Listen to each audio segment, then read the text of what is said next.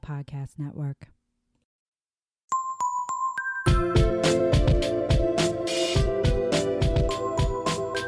Hello, and welcome to another episode of Whining About Herstory, everyone's favorite women's history podcast where two longtime gal pals drink wine and chat about women from history you have probably never heard of. Or maybe you have, in which case, good for you. But then the show isn't for you. Well, it still can be. Maybe we have extra facts. Yeah, like, oh wow, I'm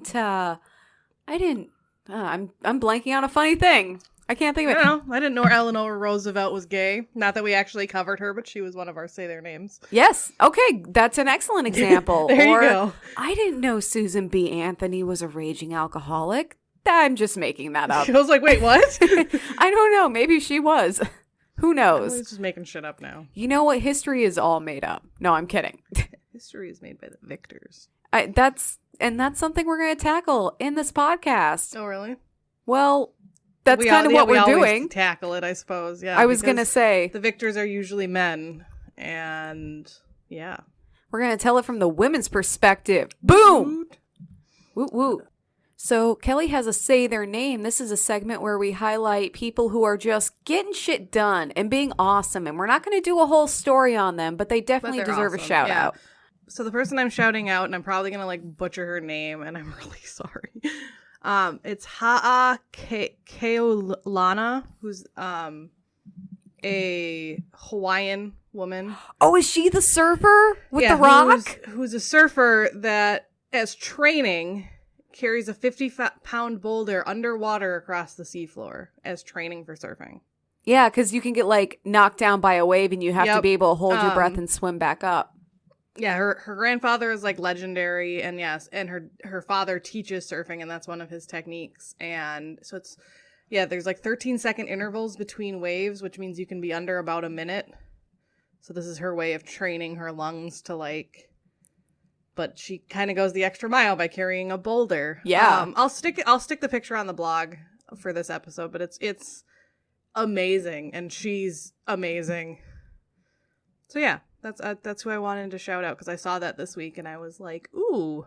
That must have popped up on both of our timelines. I think National Geographic just did a story on her because that's who took the picture. So it's cool. That is awesome. So yeah, She swims down 30 feet, picks up a rock, and then runs as hard as she can for 30 minutes.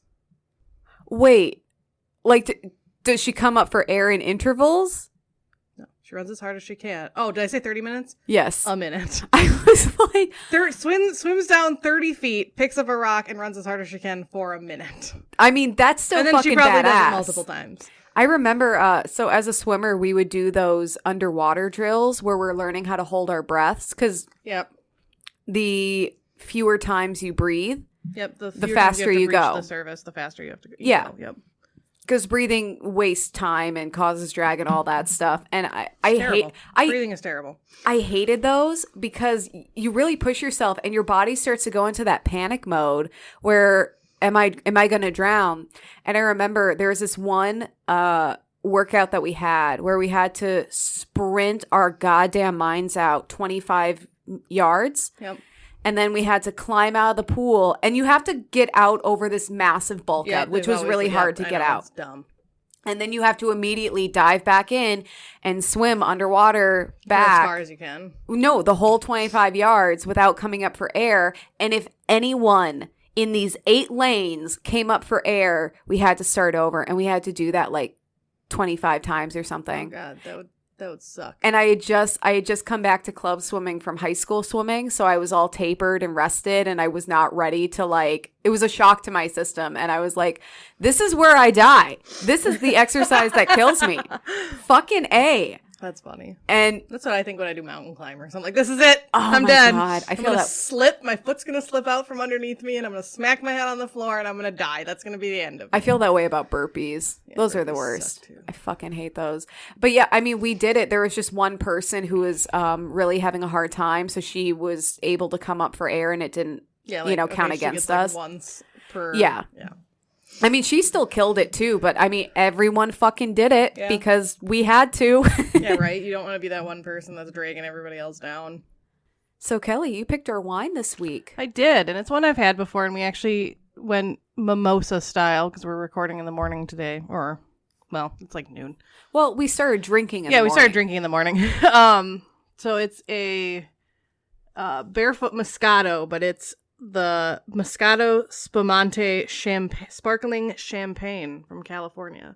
And it says, deliciously sweet Barefoot Moscato Spumante California Champagne bubbles over with hints of mandarin orange, tangerine aromas.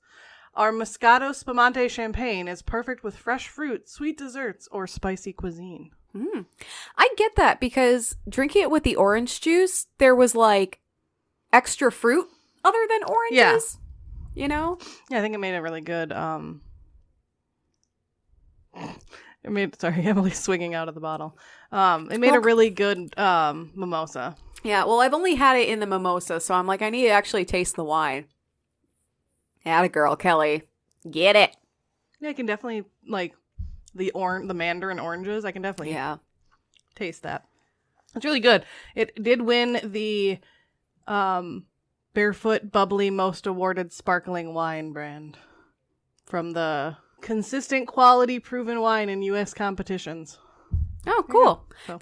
The way that was worded, I thought the Barefoot wine won an award from Barefoot Wine. Yeah, right. I was like, well, that means fucking nothing. Right.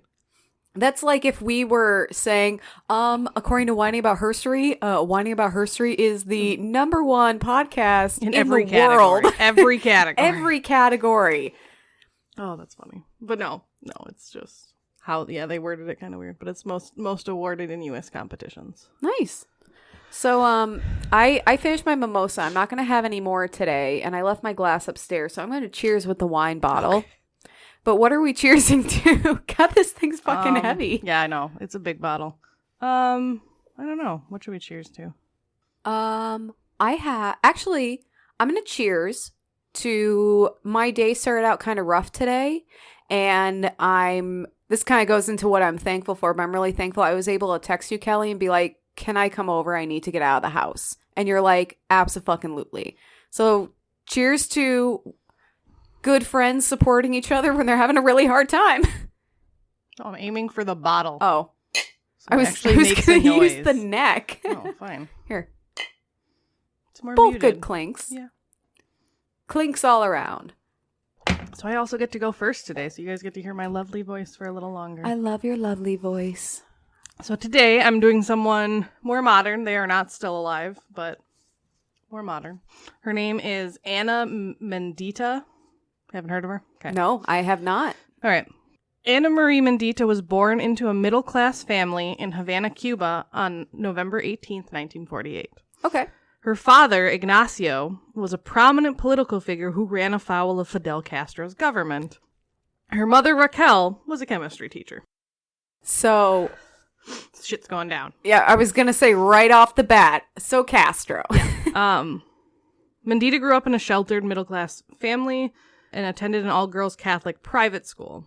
At age 12, Mendieta and her 14-year-old sister, Rocklyn, were sent to the United States by their parents to live in Dubuque, Iowa. Going from Cuba to fucking Iowa? Yep. Oh, I'm so sorry. They went through this program called Operation Peter Pan, which was a collaborative run by the U.S. government and Catholic churches to get children out of Cuba. Can I interrupt for a moment? Yeah, of course. So there is a show, One Day at a Time, and it's a reboot from a show from like the 70s or 80s, but it follows a family of Cuban descent, and like the parents are separated because both of them are veterans and the dad's struggling with PTSD.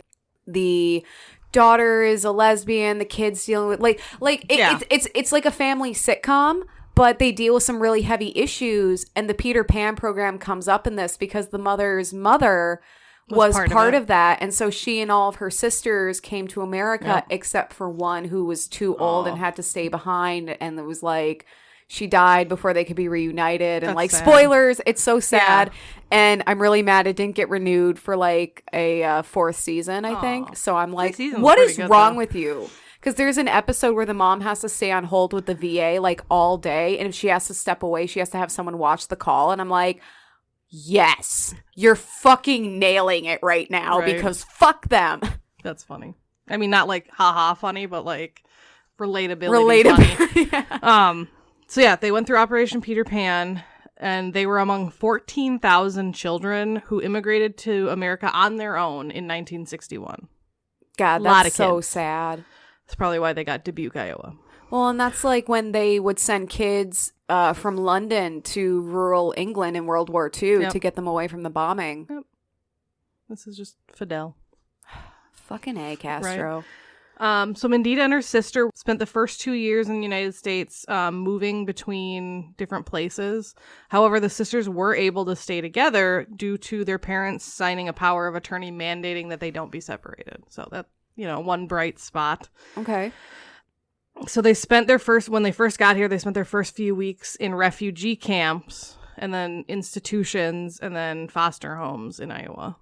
And then when they were sent to Iowa, they were enrolled in a reform school because the court wanted to avoid sending them to a state institution.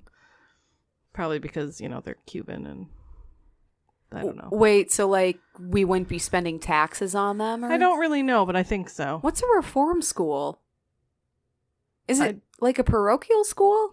Kind of, I think. Okay. I don't know. I might have to look that up. Email us at whiningaboutherstory@gmail.com if you know what a reform school is. Right. So when Mendieta studied English in school, her vocabulary was very limited, but it expanded quickly. In junior high, she discovered her love for art. In 1966, Mendieta was reunited with her mother and younger brother. Aww. Her father joined them in 1979, having spent 18 years in a political prison in Cuba for his involvement in the Bay of Pigs invasion. Jesus fucking Christ. Yeah. So the whole family is just shattered. Yeah, but they eventually got back together, which is good. That's good, and I'm honestly surprised. Right.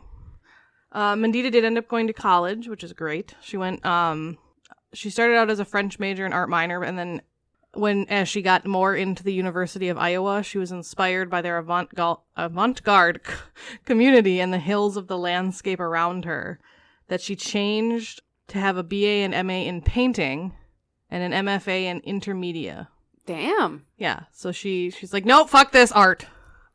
Atta girl. Yep, and she studied under the instruction of acclaimed artist Hans Bretter, who I think I've heard of. I don't know. I haven't. He was a famed artist, so if you want to look him up, go look him up. This isn't about him. All the art listeners are going, what? Oh Yeah, my right. God. In college, her work focused a lot on blood and violence toward women, and her interest in spiritual and religious things and primitive rituals also started developing during this time.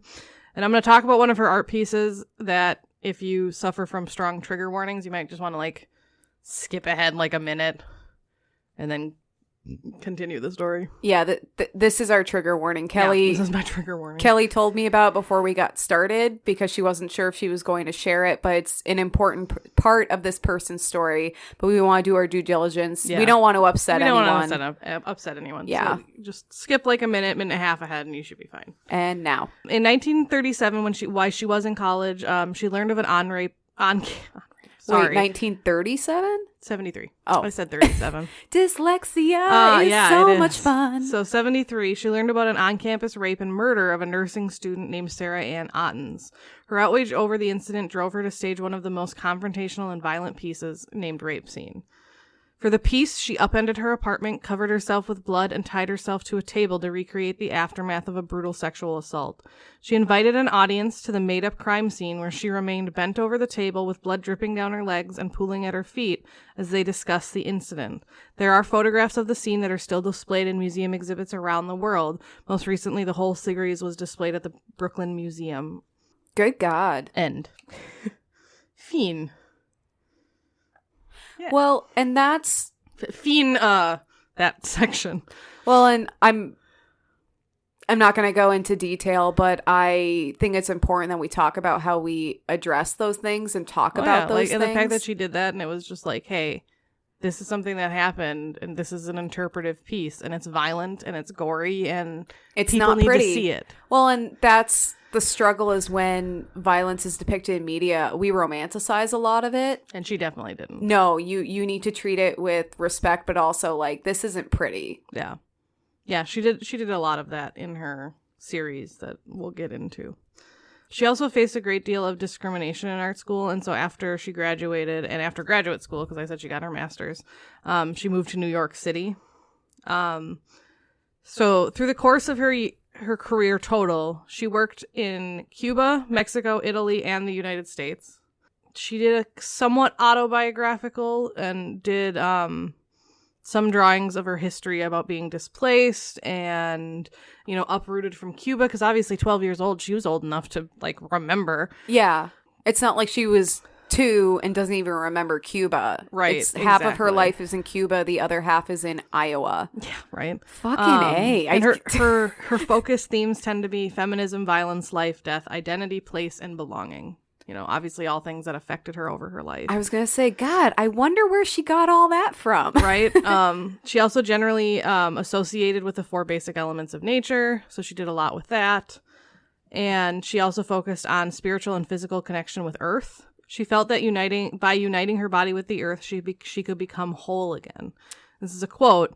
"Through my earth body sculptures, I become one with the earth. I become an extension of nature, and nature becomes an extension of my body. This obsessive act of reasserting my ties with the earth is really the reactivation of primal beliefs. An omnipresent female force, the after-image of being encompassing within the womb in a manifestation of my thirst for being." That was her quote. You know what's super cool about all this is she's clearly traumatized in a way. I mean... that had to be horrible. Well, your family is split up. You're having to go to another country, and Iowa of all places. Which are probably not, especially during that time, super friendly to immigrants. Oh, no. Oh, no.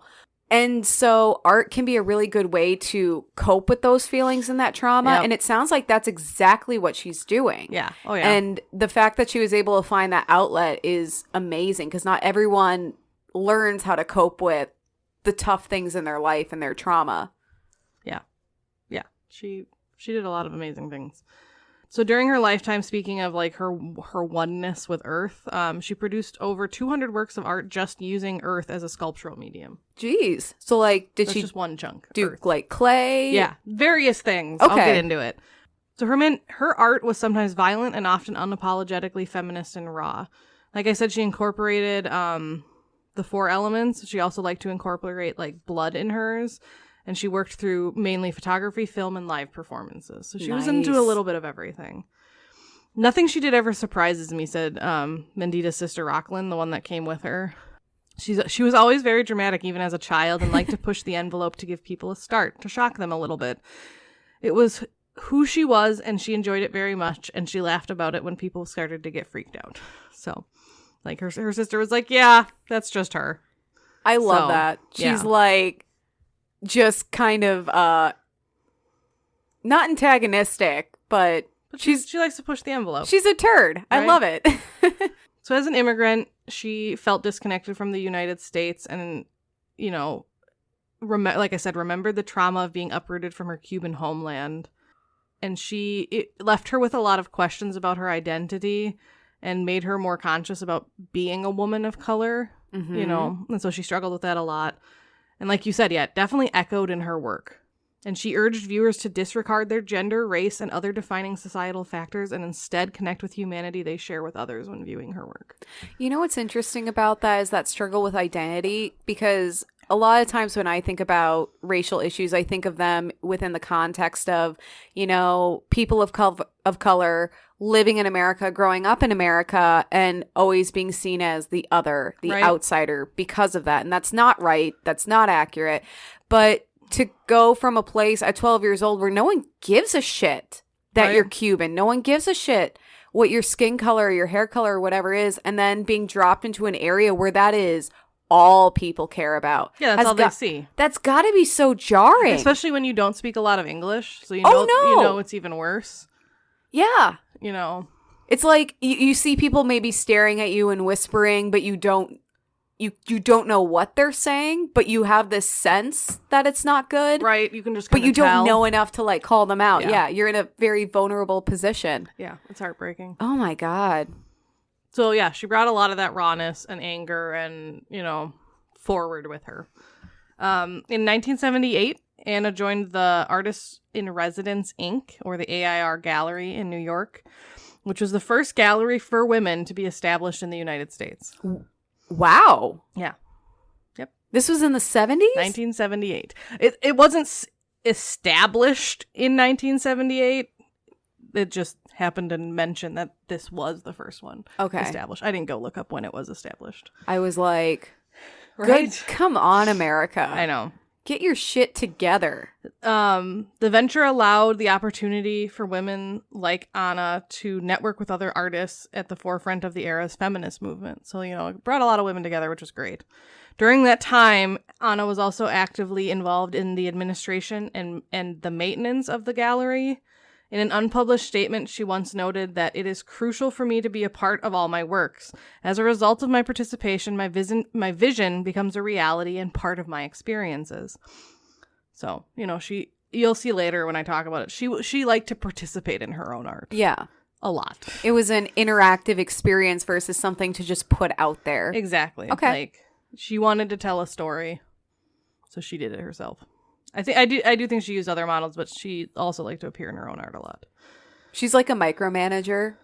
She's like, no, I'll do this. I've got this. You do your thing. I'm here. I'm active. Right. Yeah, exactly. After 2 years of her involvement at the gallery, she concluded that the American feminism as it stands at the time is basically a white middle class movement. Yep. She sought to challenge these limits of the perspective through her art. She met her future husband, Carl Andre, at the gallery when he served on a panel titled How the Women's Art Practices Affected Male Artists' Societal Attitudes. So there was a panel about how women's art affects male art.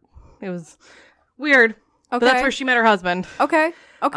She resigned from the gallery in 1982, and it is attributed in part to a dispute instigated by her husband over a collaborative art piece the couple had submitted. The owner of AIR from 2006 to 2011, Kat Griffin, wrote, "The letter of resignation did not cite any reasons for her departure, but a number of fellow AIR artists remember the related events. For a recent benefit, Ana and Carl had donated a collaborative piece. As was the policy, all works needed to be delivered by the artist. Edelson recalls that Andre took offense, instigating a disagreement, which, in part, led to Ana's resignation. Even without this incident, according to another member, Pat Lashk, Ana's association with the now legendary Andre surely played some role in her decision." So, okay. It was basically because of her husband. I want to comment, but at the same time, I feel like I don't know enough to make a judgment. You can comment. Oh, because I'm like, dude, why are you causing a stink over your wife's art? Right. Like, and it's just like, it sounded like you made the stink over having to deliver the art in person. Yeah, why is that big of a deal? I don't get that. I don't either. Okay. In 1983, Mendieta was awarded the Rome Prize from the American Academy in Rome, and while in residence there, she began creating art, and they put this in quotes, I don't know why, objects, including drawing and sculptures. And she continued to use natural elements in her work. Okay. I don't know why objects was in quotes. But I left it in there. I was going to say, like, art pieces, maybe? Yeah, maybe. Okay, so now I'm going to talk about some of, like, the series she did over her career. So the first one is the Silhouetta, or the Silhouette series, which she produced between 1973 and 1980. It involved her creating female silhouettes in nature, using mud, sand, and grass, with natural materials ranging from leaves and twigs to blood, and making body prints or painting her outline or silhouette into a wall. So it's like, some of these photos are really cool, and I don't want to post all of them, but maybe I'll find a link if there's like an online gallery. Right. Because they're really, really cool. I love the idea of using natural elements, because when you say that, I think, oh yeah, grass and twigs and mud. And then it's like, also blood. Right. There's one of her laying in like an abandoned grave, and I can't remember if it was in Spain or Cuba, but I was looking at it earlier. And it's her, and then she put white flowers, so it looks like they're like growing out of her body. Like, it's really cool. God, that's fucking awesome. So during her creation of this series, she said, "I have been carrying out a dialogue between the landscape and the female body based on my own silhouette. I believe that this has been a direct result of my having been torn from my homeland during my adolescence. I am overwhelmed by the feeling of having been cast from the womb," or nature. My art is the way to I reestablish my bonds that unite me to the universe, and it is a return to the maternal source. So that was her quote about this series, which is sad and cute. Like, it was like, aw. Well, it's kind of like, if you think about it, every patch of land, every leaf, all of that is somehow connected to each other because we're all on the same planet. Yep. So it's like if I can be a part of the earth, I'm a part of Cuba. I'm a part of my home. I'm a part of, you know, everything else that's greater than me. Exactly. It's beautiful. So the films and photographs of the Silhouette series are in connection with the figures surrounding her body. Ana, that's her last name, was possibly the first to combine these genres of land art, body art, and performance art in what she called earth body sculptures. She often used her naked body to explore and connect with the earth, as seen in her piece Imagen de Yagul, which is the one I was talking about, where she's laying with like flowers coming out of her body. So it's pretty cool. Her first use of blood to make art dates back after college, I'm going to say. First use of blood after college. Postgraduate study. Yes. Dates back to 1972 when she performed Untitled, Death of a Chicken, for which she stood naked in front of a white wall, holding a freshly decapitated chicken by its feet as blood spattered her naked body. That's dedication. That is dark. I fucking love it. Well, apparently that actually happened before the other piece.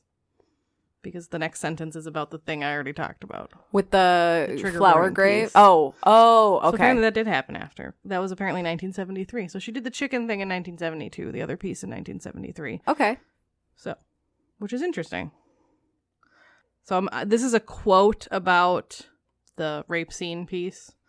It's not bad, so you don't have to skip this. Okay. Her body was the subject and object of the work. She used it to emphasize the societal conditions by which the female body is colonized as an object of male desire.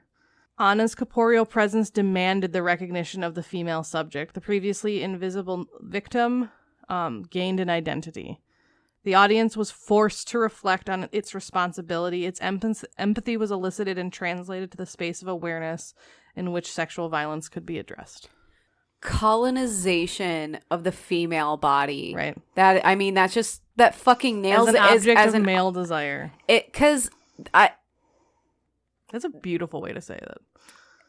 It is, and it fucking nails. Oh yeah, it hits the nail on the head, because that's how I feel so often. You know, I need to cover up because I'm going to incite sexual aggression from men around me. I need to be submissive. I shouldn't take up as much space, you know, and I'm constantly self-aware of where I am, who's around me, because there's that idea that my body is not my own. Yep. And I'm just fending off attacks. Yeah, I don't remember what it's called now, but there's like a challenge essentially for women to not move out of the way of men when they're walking. Because it's something women naturally do, and I've noticed I do it, but to stay their course and either make the men move or the men will run into them and then be like, oh my God, this woman didn't move. And I've done it before. I don't do it as much at work because I work in a place where as a worker, we're supposed to be more, I work in a hospital, so we're supposed to like be more accommodating to the guests and stuff like that. So like I won't do it there. Yeah, because the last thing you want to do... Sometimes if I see, it's like, I see their badge, and then I'm like, no, fuck you, you can get out of my way. The last thing you want to do is accidentally body check a patient. Exactly. But yeah, it's about women, you know, not being that submissive. It's like, no, I'm walking here, you can get out of my way. Right. And the woman that started it talked about how, yeah, sometimes the guys, like, don't know what to do when a woman doesn't move out of their way, so they'll either, like, stop or they'll, like, kind of run into her, or like, because they're not used to it. Right. So it's very interesting. And that, you know, what you were saying kind of made me think of that. Like, it's just, no, we don't need to do stuff for them. We're constantly accommodating but the why? Men around us. So it's because that's what we're taught, but we shouldn't. We don't need to. No, absolutely. And it's like that, like, what I absolutely hate is like, oh, you should smile more. Right. Why? Yeah. Whether I'm smiling or not. You smile more. Well, and it's my fucking business. You don't know what's going on in my life. Right. And here's the thing. That's why when I hear of like some people now that they're like, I saw someone that I'm like, I'm part of this group, and like it's a women's group, and they said they were walking by a construction site, and one of the guys like yelled at them, and then they realized they weren't like catcalling them. They were like, "No, you look really nice in that dress." Like, and it wasn't like sexual. It was just like, "Hey, you look good," and then that was it. Like he went back to work. That was, and I was like, "That's an appropriate interaction. That's how things should happen. It shouldn't be, hey, smile more. Hey, you're sexy," or or like that like, drive-by hey, shit. You look nice. Have you ever had like that drive-by shit where you're walking? Or they just like honk at you? They honk and they yell from the car. Yes. There was this one time. I know we're getting off on a whole tangent, but I feel like this is part of what the podcast is. Yes. I was walking through a neighborhood with my friend because we were walking downtown to go see a musician or something. And this car drives by and it's full of guys. There's like 4 guys in the car, and they all start like yelling from the car, like, "Woohoo, sexy man," and just being super inappropriate. And I normally don't respond because I'm afraid of inciting violence. Right. Inciting violence makes it sound like it's my fault, but it's, I don't. It's men's fragile ego. Yeah. But I yelled back. I was like, "Go fuck yourself," or something like that. Because I just got so pissed. And then I hear this like sharp squeal of the tires, and my heart just fucking sank because I was stops. like, well, what it was is they took a sharp turn. Okay. And but they didn't come back. I'm saying your heart like stops because you assumed they stopped. Right. I thought they were like turning around to come and confront me or something. I was absolutely terrified because 4 dudes in a car like against us, and we're alone. Always seems to what it is, though. It always is like a group of guys, or at least 2. Yeah. There's always like a passenger. It's never usually just a driver. Well, because it's also performative. Exactly. I feel because you have to show off in front of someone else. Yeah. It's terrible. It's just fucking awful. But yeah, that whole idea of like colonizing women's bodies for men's sexual desire totally nails it. And on so many levels, we could spend the rest of the podcast talking about examples of that. But we won't because I will continue with my story. Because I'll need to keep drinking. Yeah. So in another slide series done during the same time as the Silhouette series, she pours blood and rags on a sidewalk and photographs a seemingly endless stream of people walking by without stopping. Until finally, the man next door comes out and cleans it up. So she used this as a way to like be like, look, people don't care about violence. Mm-hmm. Like, they're just like, oh, this isn't my problem. I'm going to keep walking. And the only reason the man next door probably cleaned it up is because he owned a storefront next door. Ah. So it wasn't even, it's probably, he's probably just like, oh, this is bad for business. I should probably clean this up. We only care about violence when it affects us, Exactly. which is what makes it so easy to ignore the plight of people of color, Oh, well, that's not going to happen to me. I'm white. Yeah, exactly. Or that's not going to happen to me. I'm a man. Yeah. So more of her silhouettes created, she did one in grass. So she used her body to create a silhouette in grass, and then in sand, and then in dirt. Next, she used fire and then filmed them burning. Ooh. Yeah, which is kind of cool. I like that. I'm going to have to look those ones up. I love fire because it simultaneously has the sense of destruction and rebirth. Right? It's violent and pretty.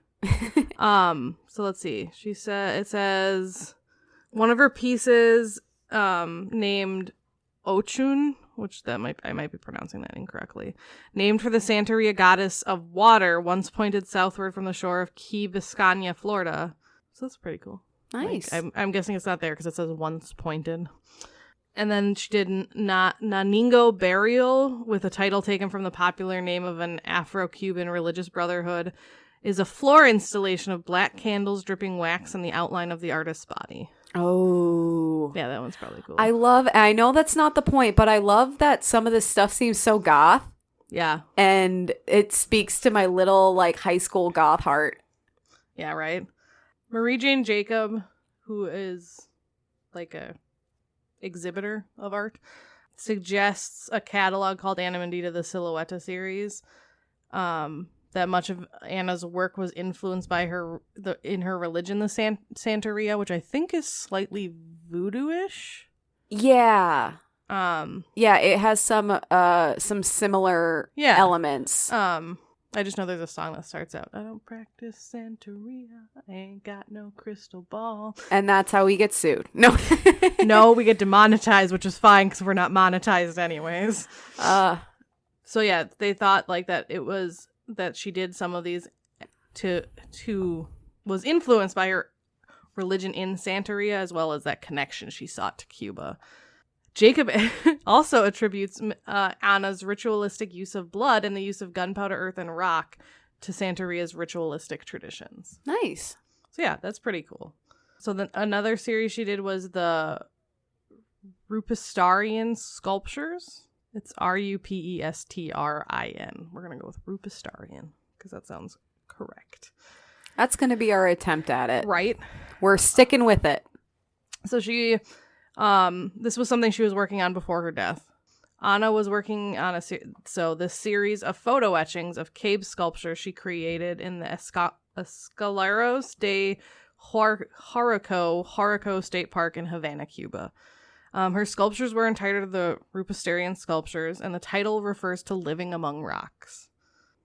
So she was able to return to Cuba at some point? Yep. That's probably good. After Fidel.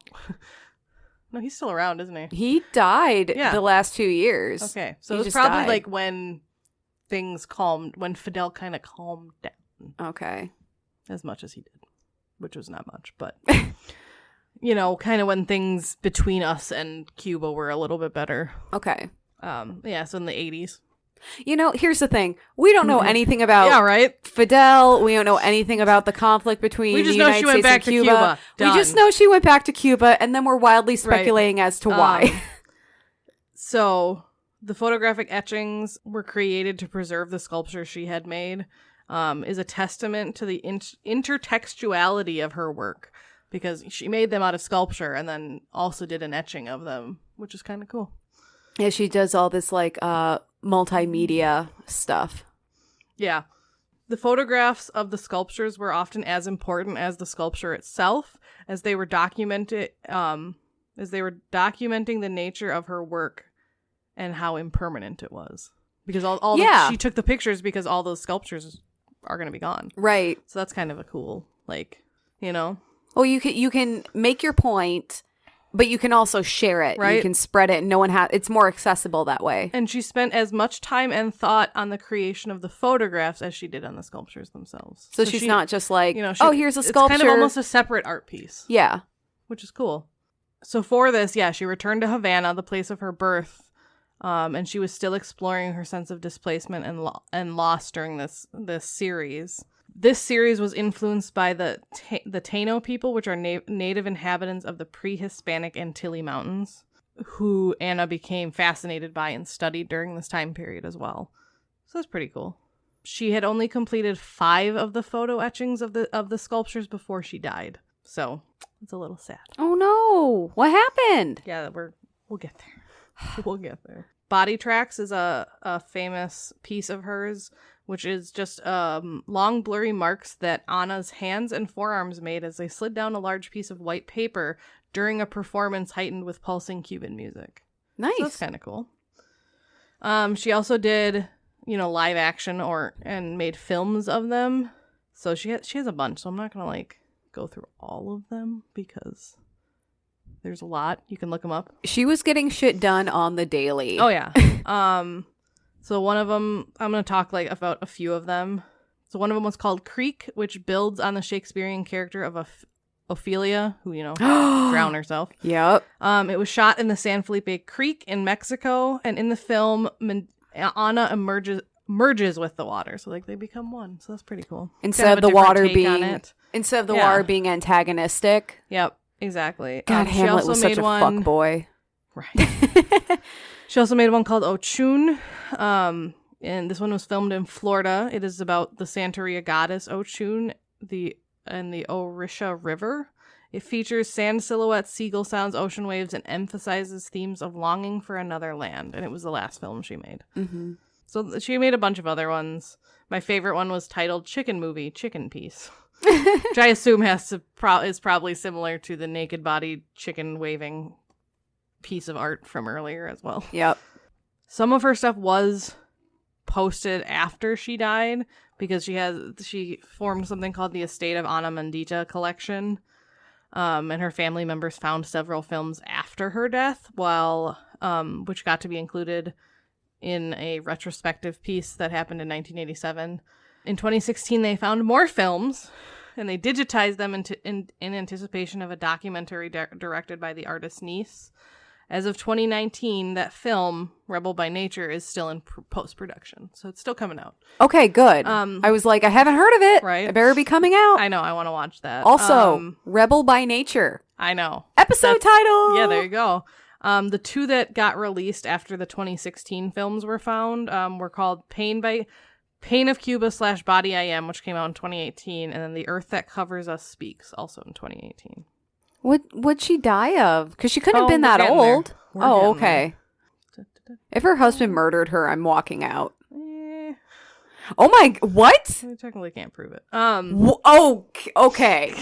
Okay. So she was featured in something called Dialects of Isolation, an exhibit of the Third World Women Artists of the United States. So that was nice. That was in 1981, so she was still alive when that happened. Okay, death and controversy. Ana died on September 8th, 1985, in New York after falling from her 34th floor apartment in Greenwich Village, where she had lived with her husband of 8 months, who may have pushed her out the window. Okay, so because he was mentioned so far back in the story, I thought they'd been married for a long time. But they got married. He threw a fit about the place she was working. I think when they were dating. Oh, okay. Scroll back up and see what year that was. No, 1982. Yeah, so they would have still been dating if they had only been married in 8 months in 1985. Okay. That's so creepy. Okay, so she fell 33 stories onto a roof of a deli. Oh, Just prior to her death, neighbors heard the couple arguing violently, but there were no eyewitnesses to the events that led up to her death. A recording of Andre's 911 call shows him saying, quote, "My wife is an artist and I'm an artist, and we had a quarrel about the fact that I am more exposed to the public than she was, and she went to the bedroom and I went after her and she went out the window." This is the 911 call? Yep, that was the 911 call. Who uses the word quarrel in a 911 call? Who explains? I don't know. In a 911 call, you say, "My wife fell out the fucking window. Anna fell out the fucking window. Right. What the fuck did you?" Yeah. You don't, You're not calm. That sounds calm. "Well, my wife and I were in a quarrel about how fucking awesome I am." You don't start with, "My wife is an artist and I am an artist, and we got in a fight about how awesome I am over her." Wow. Yeah. Okay, I know So that due was a process is a thing, but can we all just whining Take about a moment. Let's just take Herstory a moment here. agree he fucking murdered her because he's a piece of shit? In 1988, Andre was tried and acquitted of her murder. It took 3 years of legal proceedings. Andre's lawyer described Anna's death as a possible suicide or accident, and the judge found Andre not guilty on grounds of reasonable doubt. And there was someone on the ground, so outside. He didn't see them push her, but he heard sounds of a struggle. But it wasn't enough. Oh, I'm so pissed. Yep. The acquittal caused an uproar among feminists in the art world and continues to remain controversial to this day. No shit. Yeah. In 2010, a symposium called "Where is Ana Mendieta" was held at New York University to commemorate the 25th anniversary of her death. Good. That's fucking awful because she should still be alive. Yeah. In May 2014, the feminist protest group No Wave Performance Task Force staged a protest in front of the Die Art Foundation's retrospective on Carl Andre. So they protested him. They're like, "No, fuck you." Yeah, fuck him. Here's the thing. Even if he did not kill her, right? Anyone who starts out a 911 call about their wife going over the side of a balcony saying, "Well, we were arguing about how awesome I am." Fuck you. Go away. I don't have time for you. No one has the time or energy for you. Right? I know. So this group deposited piles of animal blood and guts in front of the establishment, with the protesters donning transparent tracksuits with "I wish Ana Mendieta were still alive" written on them. Ana would have loved that. So that was May 2014. In May 2015, the No Wave Performance Task Force and a group of feminist poets traveled to Beacon, New York to protest another Andre retrospective by the same place. Can people stop showing his work? Right? Where they cried loudly in the main gallery and made silhouettes in the snow on the museum grounds and stained the snow with paprika sprinkles and fake blood. I love that they're using, like, the elements that she was so known for in her art to tell this guy to go fuck off. And then in April 2017, so just 2 years ago. Jesus. Protesters at an Andre retrospective. Is it by the same I don't even place? know who this guy is. I know. No, it doesn't say who this one was by. No, this one wasn't. There's like one shitty gallery that keeps showing his stuff. This is a different gallery. Okay. So they handed out cards at the Geffen Contemporary, so different gallery, with the statement, Carl Andre is a mocha Geffen. Or is at Mocha Geffen. Donde está Ana Mendieta? Or where is Ana Mendieta? I thought they were like using a racial slur there for a second. No, this was followed by an open letter to the Mocha director, Philippi Vernay, protesting the exhibit from the group of the Association of Hysteric Creators. So they actually sent like the gallery owner a letter being like, why the fuck are you doing this? Yeah. You heard the 911 call, right? He's a piece of shit. So in 2009, she was awarded a Lifetime Achievement Award by the Sintis Foundation, which is cool. Like I said, she still has an estate that is still managed. So it's represented by the Gallery Lelong in New York and by the Alison Jacques Gallery in London. So there's multiple people that are carrying her work. In 2018... the New York Times published a belated obituary for her. They've been doing that. Yeah, they're doing a series.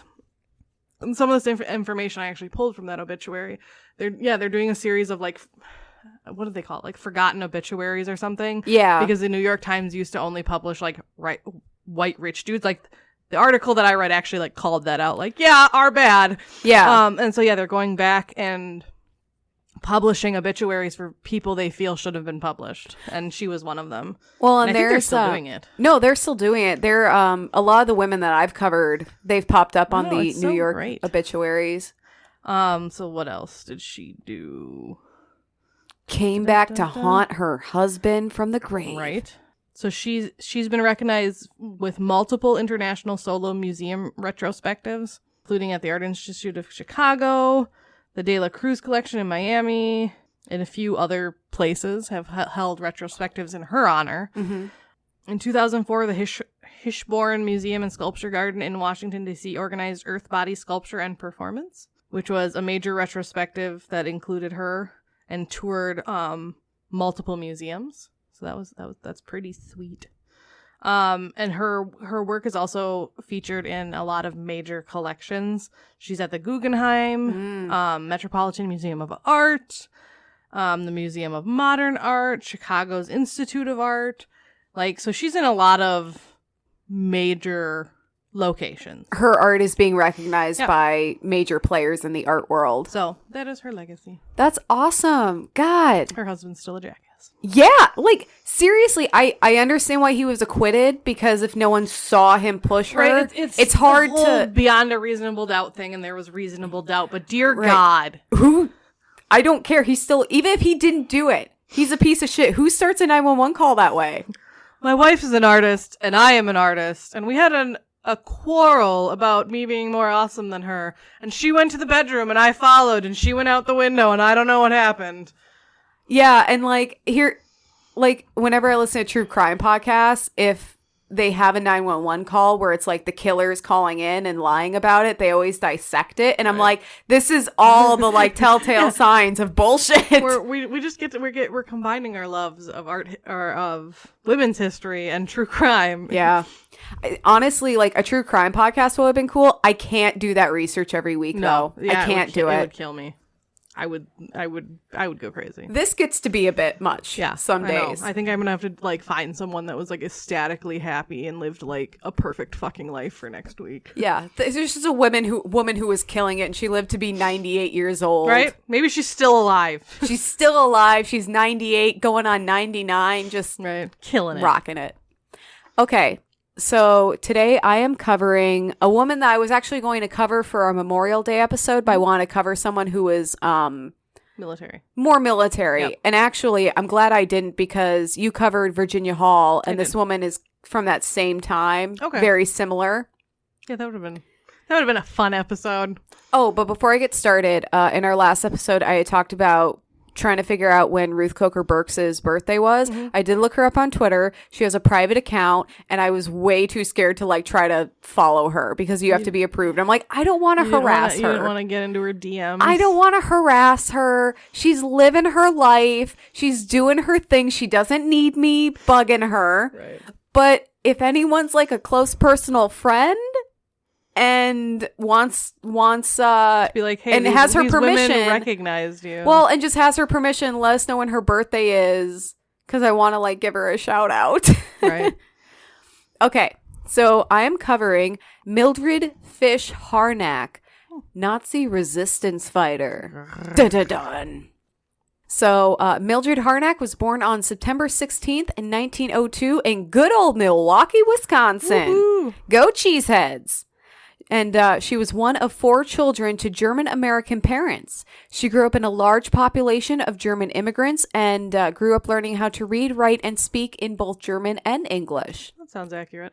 In 1919, her family briefly moved to Washington, D.C., but Mildred returned to Wisconsin in 1921 to attend university. Yeah. Yeah.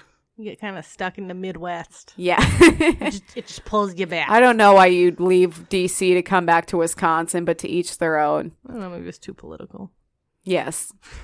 Wisconsin's not political. It's just Packers, beers, and cheese. Jeez. She studied English literature, woo woo, English major, and was a skilled writer. Her stories and poems were published in the Wisconsin Literary Magazine, and she eventually became an assistant editor for the magazine. That's cool. Yeah. Making a living off of writing. Like, it can be done. Emily wants to do. I kind of am. Yeah. Like, we write this. I mean, we write our research notes and then bullshit the rest of it. Well, I was the writing and editing manager where I worked, and now That's I'm true. the project manager. So it's more email writing now, but still getting it done. Fuck yeah. In 1925, Mildred earned her Bachelor of Arts in English and then her Master's in English in 1926. Nice. While working and studying at the university as a lecturer on German literature, she met German jurist Arvid Harnack, and the two were wed. Aww. Aw, I didn't get their meet cute story, but I'm going to assume it involved like Oktoberfest. Sauerkraut, beer. Sauerkraut, beer, and cheese. We're not trying to be offensive. We can make fun of Wisconsin. We're Yeah. Minnesotans and we went to school there. That was almost more German making fun of than Wisconsin making fun of. See, I was just thinking because Wisconsin has a bitchin' Oktoberfest. Do they really? I've never been I've there. heard. All right, we'll say it was at Oktoberfest then. Okay. Mildred eventually left her job at the Wisconsin Literary Magazine before moving to Baltimore, Maryland, where she taught English at Gosher College. In 1929, Mildred and Arvid moved to Germany, where Mildred worked on earning her doctorate at the University of Gießen. Then, in 1930, she moved to Berlin to study at the University of Berlin, where she also worked as a lecturer in English and American literature and as a translator. That's awesome. She's so fucking smart. Right? Like, Yeah, she's that's like amazing. a lit queen. A bilingual lit queen. Bilingual lit queen. My God. There you go. There's the other half of your episode title. Well, and I love that, like, in America, she's focusing on the German literature, but in Germany, she's like doing American. the American That's because it's super like, cool. you guys don't know about this. Let me educate you. She also worked with the American Student Association, served as president of the American Women's Club, and was secretary of the Berlin chapter of the Daughters of the American Revolution. That's cool. I didn't know they had a chapter over there. Me neither. That's super sweet. It doesn't make sense to me, but No. go them. I think, they're just like, we got you, America. Yep. Well, And then isn't it? shit I think goes it's terribly wrong. I think it's the Daughters of the American Revolution are women who are related to people from the I revolution. don't know. You keep talking. I'll Google. Okay. In 1932, which if you remember from episode 8 was a banner fucking year in Germany. Woo! Go 1932 in Germany. Oh, it is. It is a lineage-based membership service organization for women who are directly descended from a person involved in the United States' efforts towards independence. That's crazy because she was born of German immigrant parents.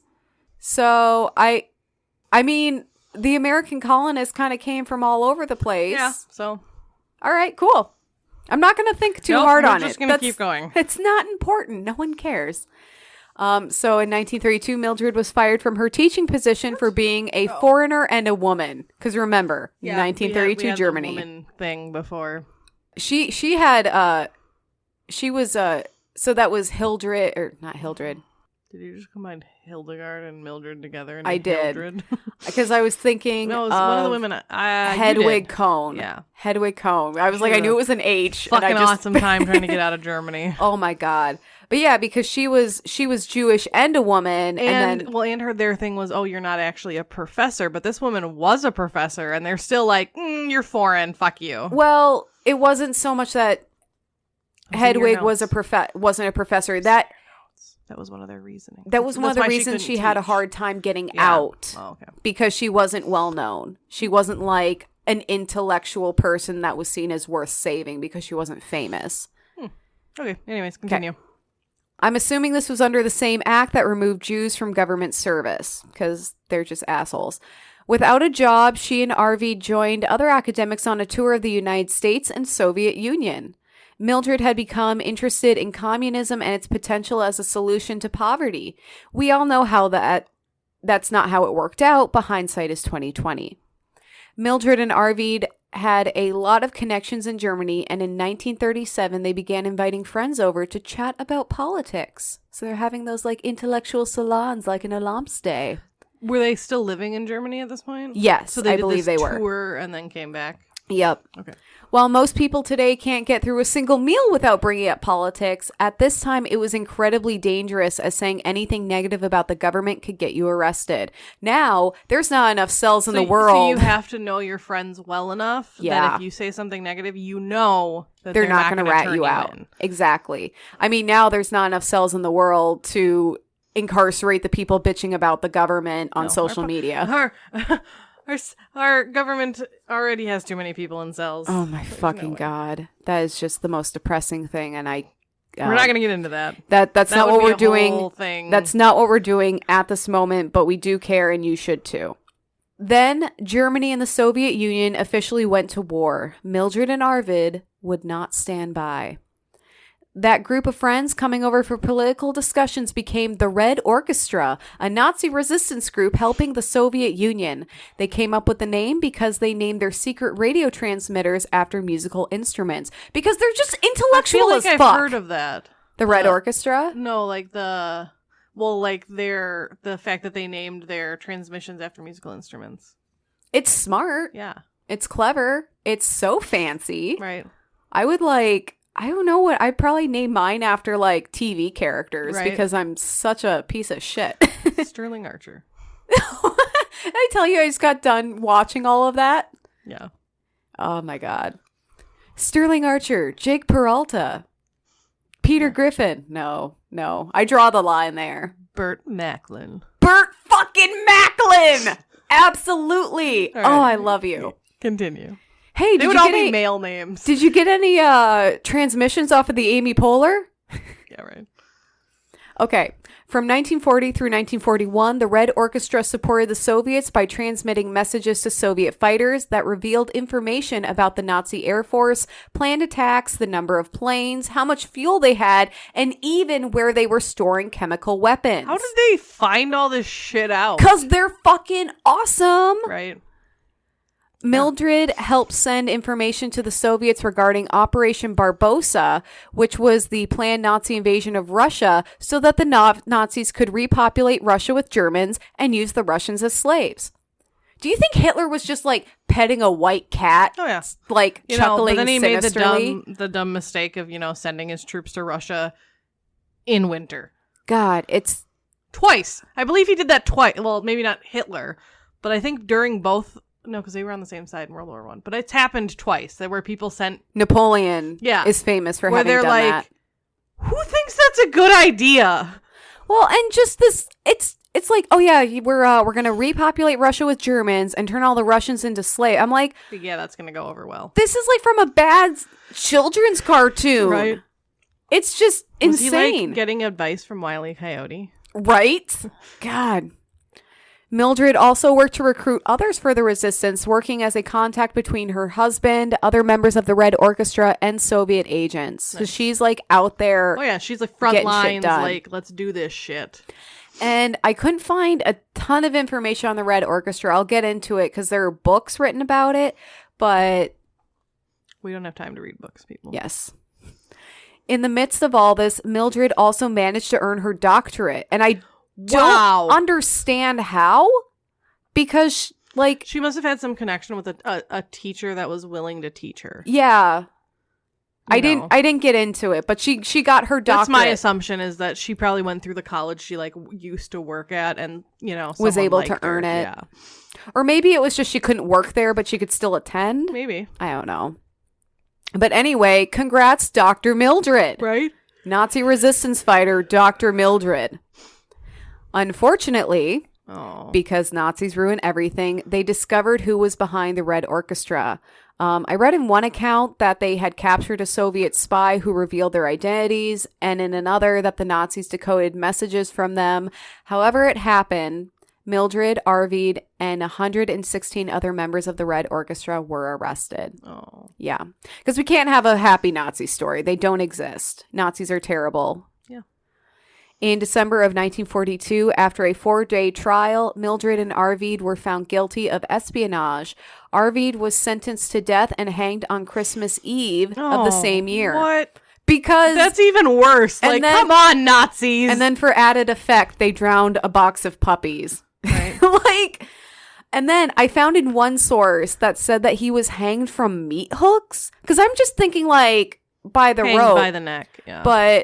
And I didn't find that anywhere else, but I'm like. What's his name? Arvid Harnack. So just let that visual sink in for a moment. I put in my notes like cue to take a big sip of wine, but since I'm done drinking, I can't. It makes me like shiver. Yeah. That's gross. Initially, Mildred was sentenced to 4 or 6 years. History differs. In a prison camp. However, this was not good enough for top dick waffle Hitler, who refused to endorse her sentence. On his orders, she was retried and sentenced to death.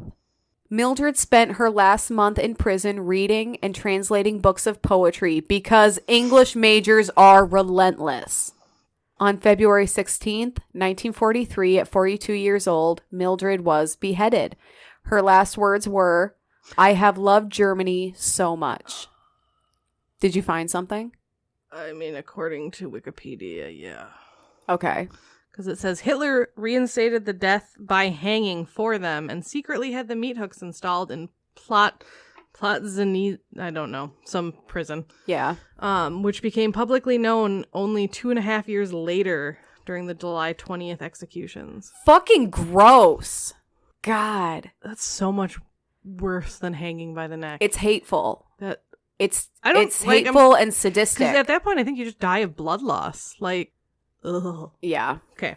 Sorry. Okay, so Mildred's last words were, "I have loved Germany so much." Because she wasn't doing this because, like, she had such a connection to her German heritage from day one, and she just didn't want to see the country that she loved turn into a shit field. Yeah, it was like some of the women that we've covered who fought for America in various wars, that they're like, no, I'm doing this because I love my fucking country. Who was, well, and then there was also, like, was it Sarah Emma Edmonds? Yep. Who was Canadian. And still fought for the Americans. Yeah. Yep. Yeah, I covered her. Okay. This made Mildred the only American woman executed on Hitler's orders, which is a depressing esteem to hold. Yeah. After Mildred was executed, her body was turned over to Herman Steve. According to Wikipedia, it was both their bodies. Oh, see, I didn't look into him. I just focused on Mildred. I know. That's why I was like, I'm just going to add a little fact that I got when reading about meat hooks. So Herman was an anatomy professor at Humboldt University who then dissected her body to study the effects of stress, like awaiting execution, on the menstrual cycle. Like, can you even tell that from dissection? I don't know. Like, I feel like you'd need like a living person for that. Like, hey, Hey, People medical who know mavens, about this. Yeah. medical mavens, please let us email us know. because I don't understand that. It just sounds gross. The next part I am quoting straight from Wikipedia because it's so creepy. Quote, after he was through, he gave what was left to a friend of hers. Unquote. This just what was left. It's so gross I feel like and disgusting. that should never be a sentence that comes after like somebody's death. Yes. I mean, okay, I guess you could technically say it when someone donates organs. You could be like, oh, you can have what's left. But you don't say that. You know, You your just say thank you for donating your person's organs. They are ready to be taken to the funeral home now. your brother Billy, it was so nice of him to donate his organs. He saved so many lives. You know, what's left is in the box over there. You don't say that. Oh, that's so terrible. Mildred was buried in Berlin's Zelvendorf Cemetery, making her the only member of the Red Orchestra whose burial site is known. However, her headstone there bears both her name and Arvid's, which is sweet because, like, this is her story, but he was such an important They clearly part. loved each other. They loved each other. They supported the hell out of each other. Like, he was They there. fought together. Yeah, he was in there, boots on the ground, just like she was, and he paid the price too.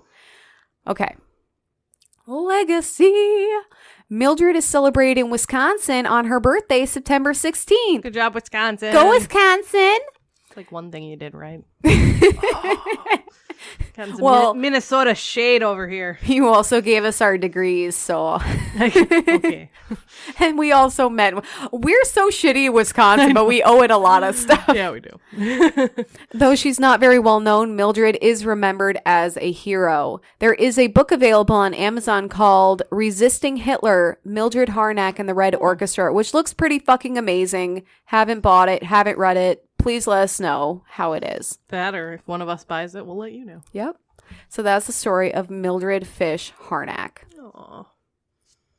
And I'm glad I kept it I was worried we were both going to do short stories, but it worked out. Yeah, I think mine was pretty long. Sorry. No, it was worth telling. Just because I wanted to go over some of her pieces of artwork, like, because otherwise her story would have been like a page. Well, so she was forced to leave Cuba. She was really bummed out. She did some art, and then her husband probably totally murdered her. Yeah. You know, I mean, and her art is her story. Yeah, exactly. That was her telling her story. Yeah. And we've talked about this, taking control of your narrative. That was her expressing herself. Yeah, it was amazing. And I'm glad she was able to get it done before her son of a bitch husband decided to be a piece of fucking shit. She might not have done as much as some women do, but I thought it was a good story about like self-expression and feminism and like just different than what we've done. Well, and she was telling a story that you and I certainly cannot identify with. I mean, identity issues, struggling with coming to terms with yourself, maybe, but like being uprooted from your home because someone's being a piece of shit. Your family is being scattered. Your father's in a political prison. All you have is your sister, and you don't know what's happened to your family. Yeah, and struggling with that, that's something I'm sure a lot of people can identify with, especially those who were in the Peter Pan program. Oh, yeah. So, this has been a little bit of a bummer of an episode. A little bit. Kelly, what are you thankful for? I'm thankful for the lady at the vet's office that held my dogs when I had to go clean up poop. That was it actually is it's the same vet technician that did Navi's puppy training. Aww. So like we know all of them. Like I walk in and they're like, "Oh, the Grumble's here." I'm like, "Yeah, love it. I'm by myself. Please assist me." Because Navi first time Navi's been in our new car. I was originally not going to take the new car, and then I was like, "Fuck it, it's in the driveway. I'm taking the new car." Navi pooped on the floor mat. Oh, at least it was the floor mat. Yeah, thank God. Thank God. But it's funny because we had put like a seat protector on, but they figured out how to get around it, and we're just like, Dory was because I forgot my keys. So by the time that I put the dogs in the car, walked back into my house, which was like 10 steps, and got back out to the car, Dory was sitting in the front seat, and I was like, God damn it! Oh my God. Yeah, I was like halfway to the vet, and I'm like, oh, son of a bitch. And it had to be Navi. Yeah, and then as we were walking in, Dory pooped like on their sidewalk. So I like went in and like, you know, they weigh him and everything. And then I'm like, would you mind holding my dogs while I go clean up poop? And she's like, no, that's fine.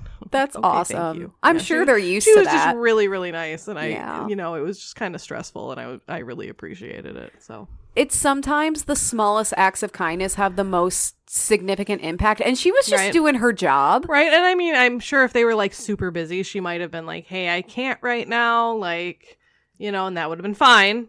Yeah. But yeah, she was just like super nice about it. And she even like when I went out, she went back to see if anyone could start, because they were just there for nail trims. Mm-hmm. So she went back to see if anyone could start the nail trims. And so she was coming out of the back as I was coming in. And she's like, oh, everyone's busy right now, but they'll be ready in like a minute. And yeah, like a minute later, she came and got one of the dogs. Nice. I was like, oh, that was nice. I'm glad to And hear then, that. the poop in the car didn't have to sit out in the hot sun while I waited for my dog's nails to be trimmed. That Lord. would have been so bad. Good God. The car would just be ruined. Yeah, I would be like, oh, we have to return this car. It never stops smelling like shit. Right. So yeah, I'm thankful. I'm thankful for the small acts of kindness. Nice.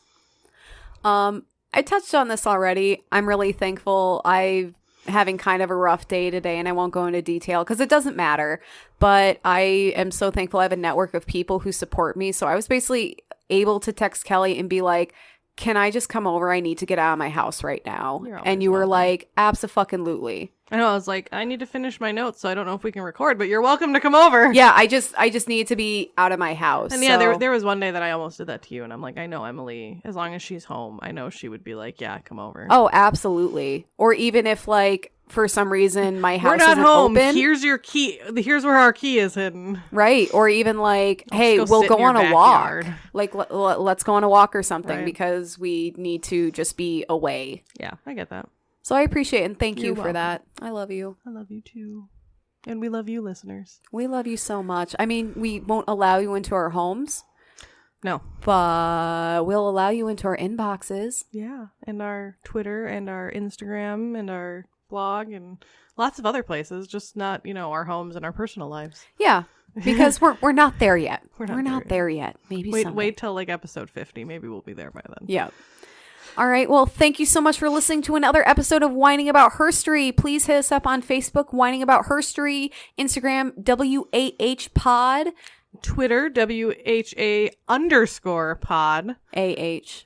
God damn it. Do You I always always do backwards? say Fucking HA. dyslexia. WA. It's funny because I even like listen to you say it and I'm like AH. HA. Damn it. WAH_pod.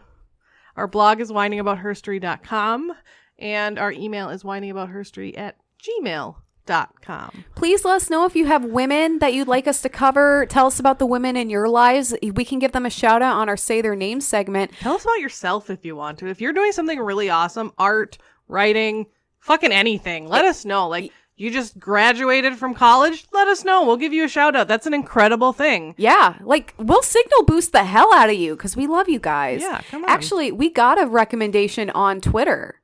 Or someone They was talking recommended about a it to woman. a different podcast, and I was like, I think I'm going to steal this idea. So we're going to do that. And I believe her name, hold on, we'll give you a shout out. Her name is Kathy or Kit, or I should have pulled this up beforehand. Wasn't it like Katy? Was it Katie? Kara. Kara. Thank you for the woman, and I'll probably be doing her next week. Awesome. So, even though you didn't mean it for us, I'm going to steal it anyways. Go, Kara. Hey, you put that shit out there. Yeah, all right?